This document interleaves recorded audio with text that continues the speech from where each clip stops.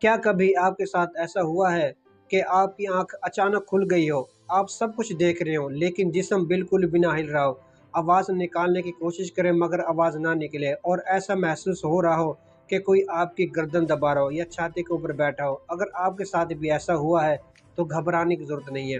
کچھ لوگ اسے جن، بھوت یا پر اسرار طاقت کا اثر سمجھتے ہیں، لیکن حقیقت میں ایسا نہیں ہے، بلکہ یہ ایک عام طبی کیفیت ہوتی ہے جسے سلیپ پیرالائسس یا نیند کا فالج بھی کہا جاتا ہے۔ آج کی اس ویڈیو میں ہم جانیں گے کہ سلیپ پیرالائسس کیا ہے، کیوں ہوتا ہے، اس کی علامات کیا ہیں اور اس سے ہم کیسے بچ سکتے ہیں۔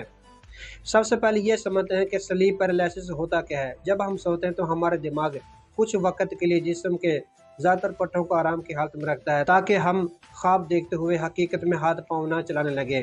لیکن بعض اوقات ایسا ہوتا ہے کہ جب ہم نیند سے جاگتے ہیں تو ہمارے دماغ تو نیند سے جاگ جاتا ہے اور ہم آنکھیں بھی کھول لیتے ہیں، مگر باقی جسم ابھی بھی چند لمحوں کے لیے نیند والی حالت میں ہی ہوتا ہے۔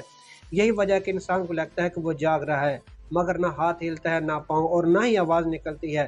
اور بعض لوگوں کو ایسا محسوس ہوتا ہے جیسے سینے پر کوئی بھاری چیز رکھی ہو یا بیٹھی ہو، یا کمرے میں اس کے علاوہ اور کوئی بھی موجود ہو۔ اسی وجہ سے بہت سے لوگ اسے جن، بھوت یا سایہ سمجھتے ہیں، حالانکہ حقیقت میں یہ دماغ اور جسم کے جاگنے کے وقت میں چند لمحوں کا فرق ہوتا ہے۔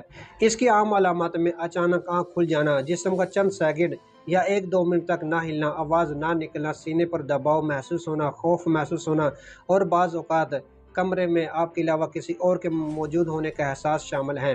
یہ کیفیت جتنی ڈراؤنی لگتی ہے، زیادہ تر صورتوں میں اتنی خطرناک نہیں ہوتی اور چند لمحوں بعد خود بخود ختم ہو جاتی ہے۔ اب سوال یہ ہے کہ یہ کیوں ہوتی ہے؟ اس کی عام وجوہات میں نیند پوری نہ ہونا، رات دیر تک جاگنا، ذہنی دباؤ، بے چینی، بہت زیادہ تھکن، بے ترتیب سونے کا وقت، اور بعض لوگوں میں سیدھا کمر کے بل سونا شامل ہیں۔ اب بات کرتے ہیں کہ اس سے بچنے کے لیے ہم کیا کر سکتے ہیں۔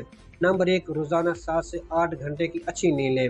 کوشش کریں کہ ہر روز ایک ہی وقت پر سوئیں اور جاگیں۔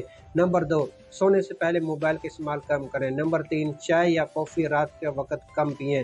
اور نمبر 4، ذہنی دباؤ کم رکھنے کی کوشش کریں۔ اور اگر آپ کو اکثر یہ مسئلہ ہوتا ہے تو کروٹ لے کر سونے کی عادت بنا لیں۔